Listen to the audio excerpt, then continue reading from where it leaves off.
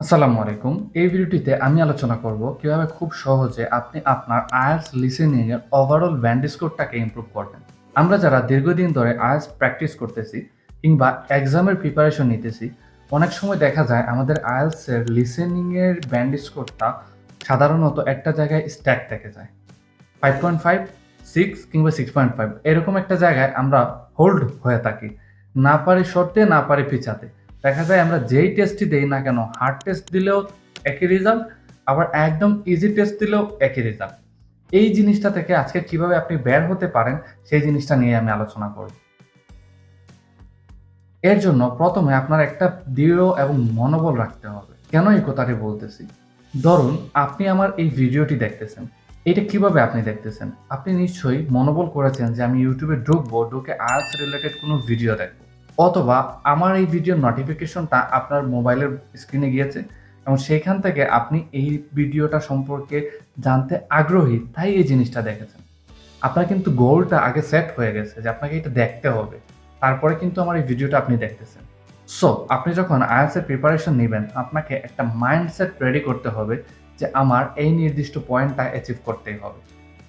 যখন আপনি আপনার মনকে, আপনার ব্রেইনকে এই বিলিফটা দিতে পারবেন যে না আমি এট লিস্ট 7 পয়েন্ট পাবো, তখনই কিন্তু আপনার brain as a 7 point student আপনার জন্য কাজ করবে।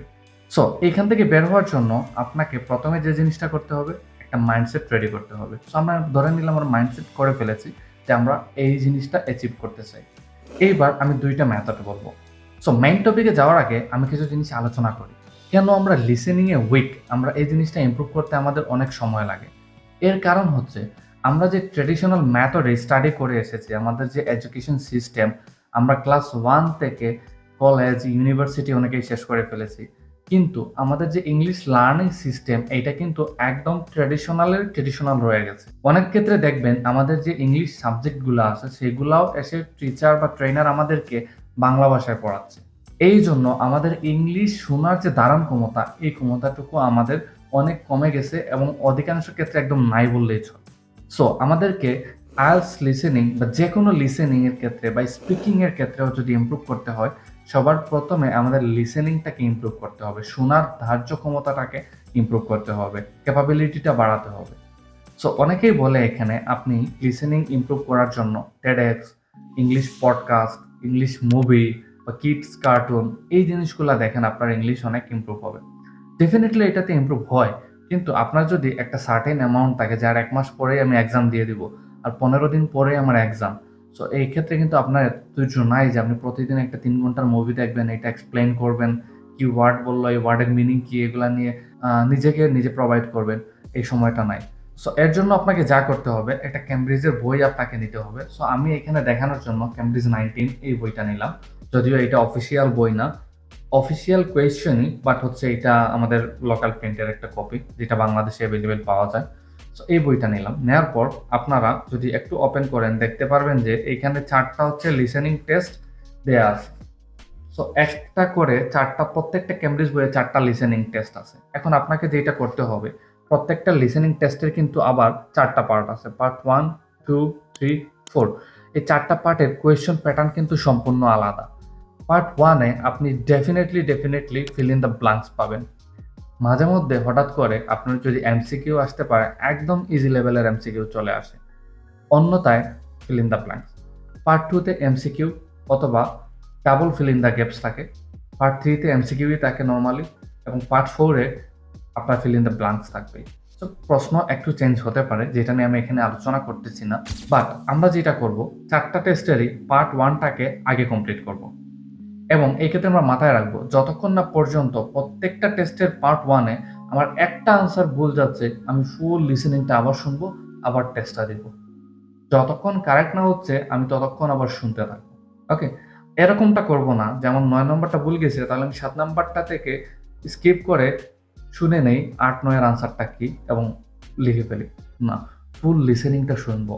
এতে করে আমাদের শোনার ধারণ ক্ষমতা বাড়বে। কিভাবে প্রত্যেকটা ওয়ার্ড বলতেছে এই জিনিসটা আমাদের মাথায় ক্যাচ করে নিবে। সো পার্ট 1 শেষ। এইবার যাবো হচ্ছে আমরা পার্ট 4 এ। পার্ট 1 এর পরে পার্ট 4 এ। কারণ পার্ট 1 এর পরে IELTS লিসেনিং এ পার্ট 4 টা কম্পারেটিভলি অনেক ইজি হয়। যেহেতু এটা ফিল ইন দ্য ব্ল্যাঙ্কস আর এটা ধরা অনেক সহজ। তো এর জন্য আমরা পার্ট 4 এ গিয়ে আবার 4টা টেস্ট শুরু করব, শেষ করব। একটা টেস্টে যখন 10টা কমপ্লিট হয়ে যাবে আমাদের দ্বারা, আমরা আবার যাব পরের টেস্টে, আবার পরের টেস্টে, আবার পরের টেস্টে। এভাবে একটা বইয়ের 4টা টেস্ট আমি প্রথমে পার্ট 1 শেষ করব, পরে পার্ট 4 শেষ করব। এরপরে আসবো পার্ট 2 তে এবং পার্ট 3 তে। এইভাবে 4টা বই আমি শেষ করব। আপনি যদি খুব ভালো স্টুডেন্ট হন, আপনার হয়তো 2 দিন সময় লাগবে ম্যাক্সিমাম। আর আমার মতো যদি একটু উইক স্টুডেন্ট হন, তাহলে হয়তো আপনার 3 থেকে 4 দিন সময় লাগতে পারে। কিন্তু বিলিভ করেন, এই 4 দিনের ইনভেস্টমেন্ট হবে আপনার লাইফের সেরা ইনভেস্টমেন্ট IELTS এর পিছনে। আপনি যতই ট্রেনিং ইনস্টিটিউট ঘুরেন না কেন, যতই আপনাকে টিপস অ্যান্ড ট্রিক শেখান না কেন, আপনি এই মেথডটা ফলো করে দেখেন। যদি ইমপ্রুভ না হয়, তাহলে কমেন্ট সেকশনে আমাকে জানায়েন যে, "ভাই, আমি এইভাবে মনোযোগ সহকারে এই টেস্টটা কমপ্লিট করেছি। একটা বইয়ে 4টা টেস্ট, কিন্তু আমার ইমপ্রুভ হয়নি।" ইনশাআল্লাহ আপনার এট লিস্ট 1 ব্যান্ড ইমপ্রুভ হবে। আপনি যদি 5.5 পেয়ে থাকেন, আপনার IELTS এর লিসেনিং এর হচ্ছে ব্যান্ড স্কোরটা 6.5 এ যাবে এট লিস্ট। সো এটা গেল একটা মাধ্যম। এরপরে আসি সেকেন্ড মাধ্যমে। সেকেন্ড মাধ্যমে আমরা যে জিনিসটা করব, সেম ভাবে একটা ফুল টেস্ট নিব। নিয়ে ফুল টেস্টটাকে আমরা কমপ্লিট করব। কমপ্লিট করার পরে আপনি যদি এই কেমব্রিজ বইয়ের একদম লাস্টে যদি যান, দেখতে পারবেন যে অডিও ট্রান্সক্রিপ্ট নামে একটা জিনিস কিন্তু এখানে দেয়া আছে। সো আপনাকে যে কাজটা করতে হবে, খাতাতে প্রথমে 40টা আনসার তুলতে হবে, কিন্তু আনসার চেক করা যাবে না। তোলার পর আপনি সবগুলো মুছে ফেলবেন বই থেকে, মুছে। এবার লাস্টে যে অডিও ট্রান্সক্রিপ্টটা দেখবেন, আর ওই অডিওটা 1.5x অথবা 2x এ প্লে করবেন। প্লে করার পরে আপনি ওইটা শুনবেন আর মিলাবেন বইয়ের সাথে যে কি বলতেছে। প্রত্যেকটা word by word, line by line মিলাবেন। এতে আপনার সময় লাগবে 18 থেকে 20 মিনিটের মতো শুনতে। শোনা হয়ে গেলে এবার আপনি আবার টেস্ট পেজে ব্যাক আসবেন। এসে আবার অডিওটা ফুল প্লে করবেন। এবার প্লে করবেন 1.5 এ। তারপর অডিওটা শুনবেন এবং ফুল টেস্টটা দিবেন। দিয়ে ওই যে পাতায় 1 থেকে 40 লিখেছিলেন, সেম একই পাতায় আরেক পাশে 1 থেকে 40 লিখে এই আনসারগুলো ট্রান্সফার করবেন। পরে এবার আপনি আনসারে যাবেন, যে চেক করবেন। প্রথমবার আমার কতটা হয়েছে, দ্বিতীয়বার কতটা হয়েছে। এখন আপনি আমাকে বলতে পারেন, "ভাই, এই জায়গায় তো আমি আনসারগুলো আমার মুখস্থ হয়ে যাবে, কারণ আমি 3 বার অডিও শুনতেছি।" এক্সাক্টলি, আপনার মুখস্থ হবে, কিন্তু কিছু প্রশ্ন এবং উত্তর আপনার মুখস্থ হবে না। আপনার প্রশ্ন উত্তর মুখস্থ হওয়া বা কতটা হচ্ছে, আমি এই গেমটা এখানে খেলতেছি না। আমি আমার ট্রিক্স অ্যান্ড ট্রিক্সগুলা মাথায় ঢুকাচ্ছি। যে কি বলতেছে, প্রিপোজিশনের পরে কি বলতেছে। আমার যে আনসারটা ফিল ইন দ্য ব্ল্যাঙ্কস এ হচ্ছে, এর আগের ওয়ার্ডটার সাথে কিভাবে সিনক্রোনাইজ করে পরের ওয়ার্ডটা আমাকে বলতেছে। এই জিনিসটা আমি এই জায়গাটাতে শিখব। ওকে? সো এইভাবে যখন আমার 1টা টেস্ট, 2টা টেস্ট, 3টা টেস্ট, 4টা টেস্ট হয়ে যাবে, আমাকে আর লিসেনিং এ কেউ পিছনে ফেলতে পারবে না। যতই ভালো ট্রেনার হোক না কেন, যতই টিপস অ্যান্ড ট্রিক্স হোক না কেন, যত আমিই হই না কেন, আপনাকে আর কারো সাহায্যের প্রয়োজন নাই। এইবার আপনার কাজ আপনাকেই করে যাবে। আপনি এভাবে 1টা বই, 2টা বই শেষ করবেন। প্রথম মেথডে 1টা বই, 2টা বই শেষ করবেন। আপনার ইমপ্রুভ হতেই থাকবে, ইমপ্রুভ হতেই থাকবে। একসময় দেখবেন আপনি আপনার ডিজায়ার্ড স্কোরটা অ্যাচিভ করতে পেরেছেন। সো এইবার আসি, আরো কিছু জিনিস আপনাকে শিখতে হবে। বেসিক কিছু জিনিস। প্রথমেই আপনাকে যে জিনিসটা নিতে হবে, আপনি অ্যালফাবেটস যেগুলা আছে, এই অ্যালফাবেটস গুলার প্রপার প্রনাউন্সটা আপনাকে শিখতে হবে।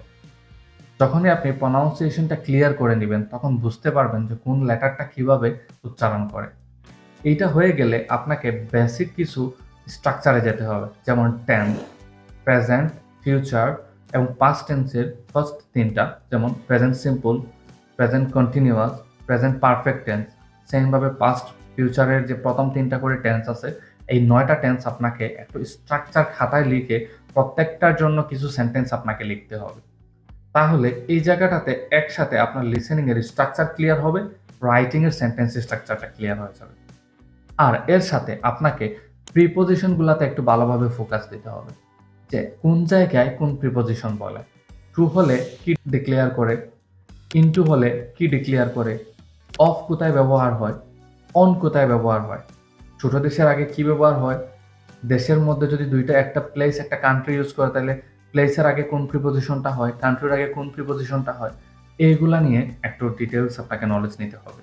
তাহলে লিসেনিং এবং রাইটিং এবং স্পিকিং সাথে রিডিং প্রত্যেকটা জায়গায় আপনার আনবিলিভেবল ইমপ্রুভমেন্ট হবে।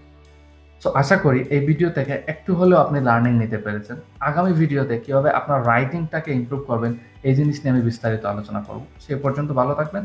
আসসালামু আলাইকুম।